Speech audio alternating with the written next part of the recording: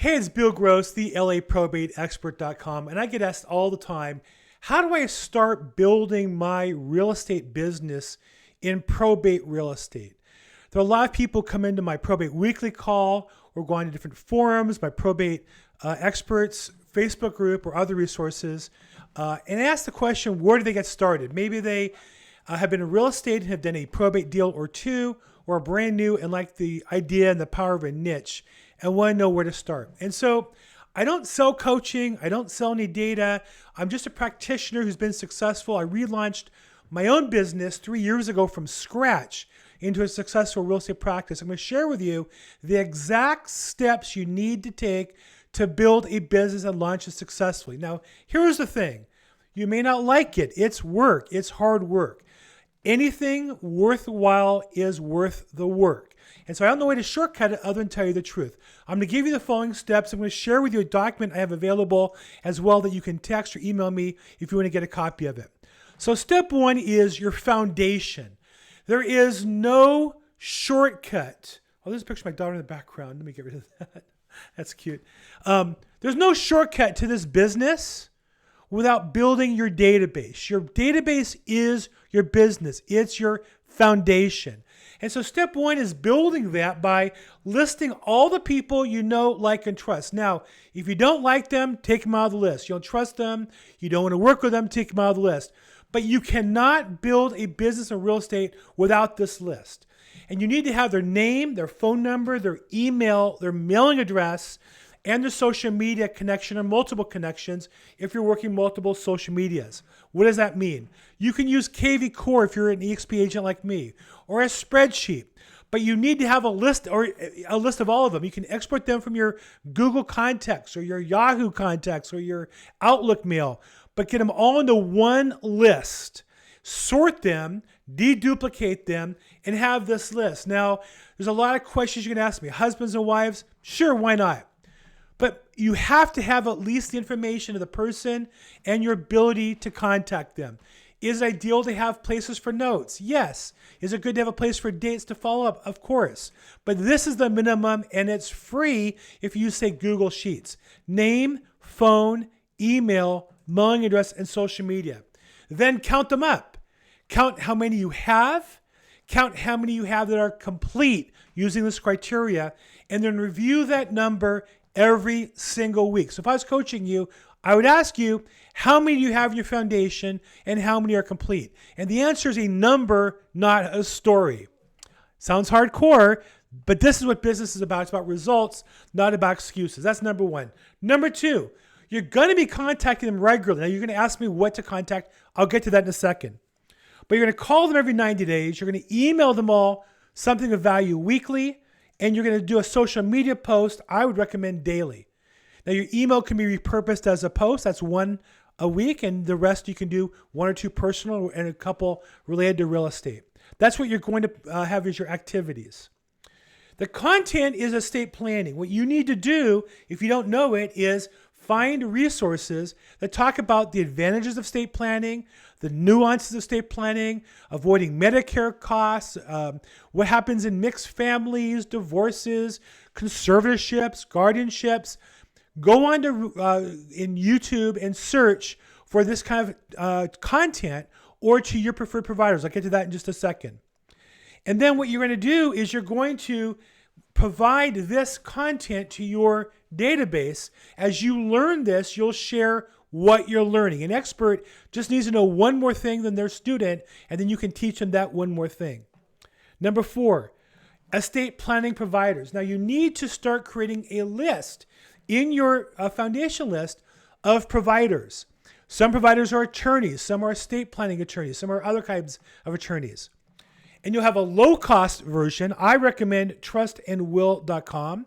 And they have a great website for great content you can learn about and repost.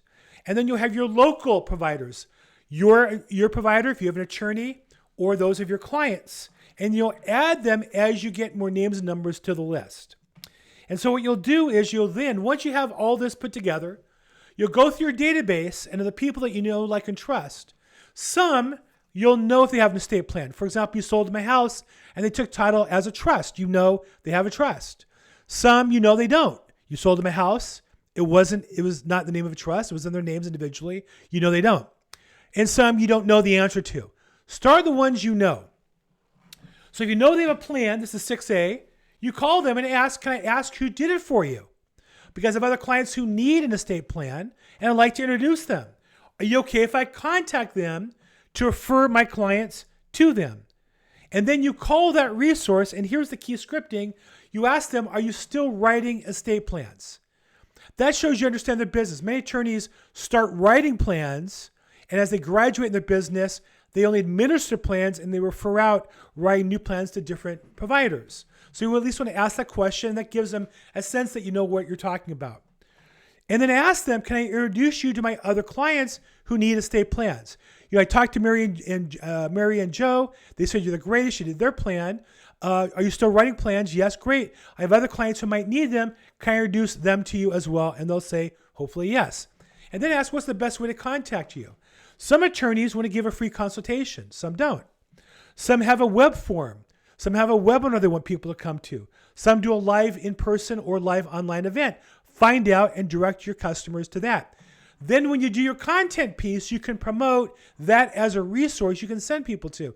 Hey, last week I was talking to Jane Smith. She's a estate planning attorney. She has a free consultation. If you're interested, click here, takes you to her website, or call her at this number. Let her know you spoke to me, and she'd love to consult with you about doing an estate plan. So now you have a resource and a content piece to give to your other client database. Now, if you know they don't have a plan, meaning you sold them a house and they didn't take it trust, or you're showing them houses and you ask the question, how would you take vesting? Do you have an estate plan? No, we don't. You would ask them why they don't. Are they aware of the advantages of an estate plan? And if they're not, can I introduce you to an attorney? This is a good time to look into it to protect the asset you're about to buy as well as to protect your family.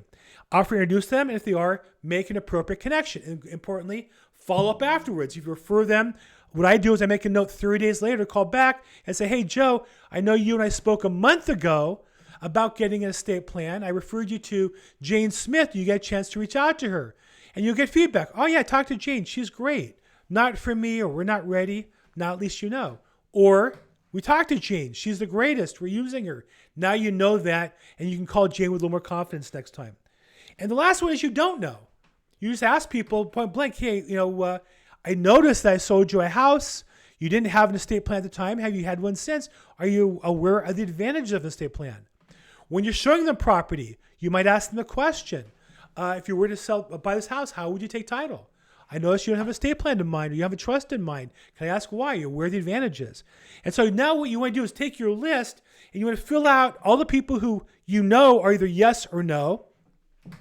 All those who are yeses, hopefully you're getting their connection as a resource. All those that are no's, find out why. If you can convert some, those referrals. And the ones you don't know, find out why, and maybe convert those as well. And then add this to your prospecting on a regular basis, meaning you're going to call people every single 90 days.